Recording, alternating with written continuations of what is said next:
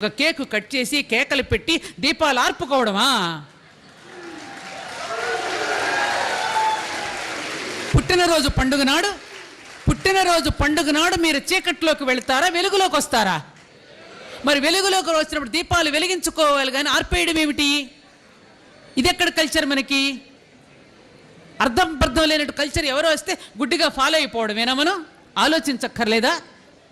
ఇక నుంచి మీరు పుట్టినరోజులు చేసుకుంటే లేవగానే తల్లిదండ్రులకు పాదాభివందనం చేసి, మీకు విద్య చెబుతున్న గురువుకి నమస్కారం చేసి, జన్మనిచ్చిన తల్లిదండ్రులు, ఈ సృష్టినిచ్చినటువంటి భగవంతుడు, జ్ఞానాన్ని ఇచ్చిన గురువుకి నమస్కారం చేసుకోండి. అది నిజమైన పుట్టినరోజు. అంతేకాదు, మీ పుట్టినరోజులు మీరు జరుపుకోవడం గొప్ప కాదు, మీ పుట్టినరోజులు ఇతరులు జరుపుకునే స్థాయికి ఎదగండి.